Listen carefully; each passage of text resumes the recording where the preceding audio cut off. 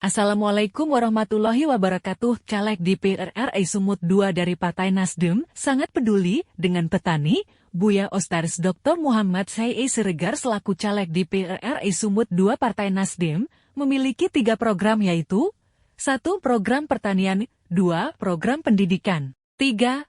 Program sosial. Mari kita dengarkan tayangannya di bawah ini. Jangan lupa like, subscribe, dan tonton. Ustadz, Assalamualaikum warahmatullahi wah luar biasa nih. Dari Tanah Karo turun ke Medan, Medan turun lagi ke Langkat. Tepatnya di daerah apa ini nanti Bapak coba jelaskan Pak?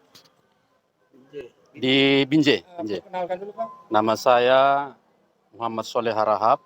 Saya tinggal di Tanah Karo dan kebetulan saya juga sebagai caleg dari Tanah Karo untuk dari Partai PKS.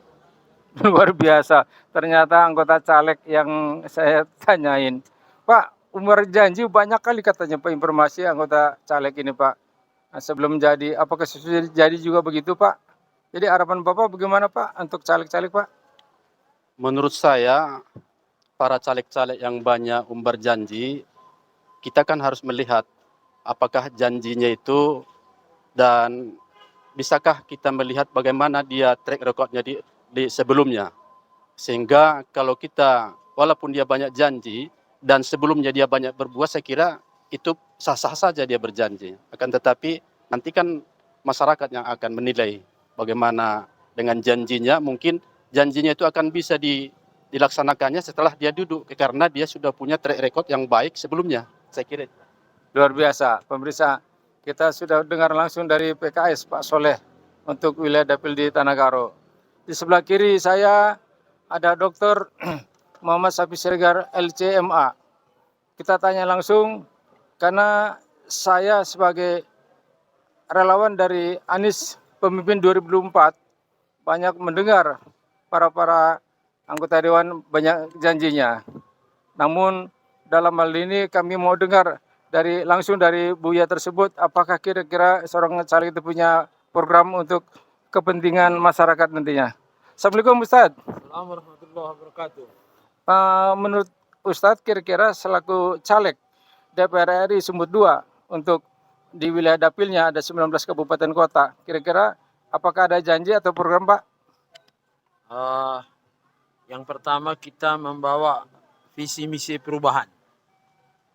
Karena tanpa perubahan bangsa kita, negara kita ini akan stagnasi, tidak ada kemajuan.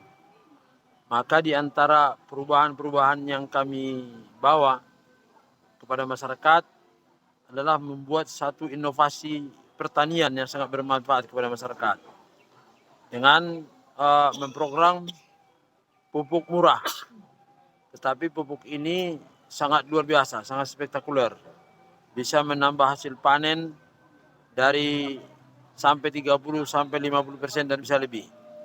Dan rata-rata tanah kita ini sekarang di mana-mana sudah seperti tengkorak karena kebanyakan memakai pupuk kimia. Jadi kita membawa pupuk alami, namanya pupuk nutrisi. Jadi ini kita ketahui masih banyak lahan-lahan kosong, mungkin puluhan ribu yang enggak kepakai masyarakat karena mungkin mereka belum tahu struktur tanah itu seperti apa. Di samping menghidupkan pertanian dengan berusaha mengoptimalisasikan hasil pertanian dan berikan penyuluhan dan bimbingan kepada masyarakat terhadap petani berkualitas, maka kita juga akan memberikan satu terobosan baru. Kalau selama ini pupuk itu mahal, kadang-kadang sudah mahal pun susah mendapatkannya. Antara harga pupuk dengan hasil pertanian tidak seimbang. Maka dengan pupuk kita ini, kualitasnya melebihi daripada pupuk kimia, namanya pupuk nutrisi. Ini akan kita kembangkan di tengah masyarakat, bersama masyarakat, petani akan kita majukan. Karena apabila petani maju, kita akan jaya. Petani maju, kita akan makmur. Petani maju, semua generasi ini akan bisa berhasil. Ini satu segi. Yang kedua, juga kita akan memberikan kesetaraan yang selama ini kesenjangan itu sangat tinggi. Yang bisa kuliah, yang bisa ke perguruan tinggi itu adalah orang-orang mampu, orang-orang kaya.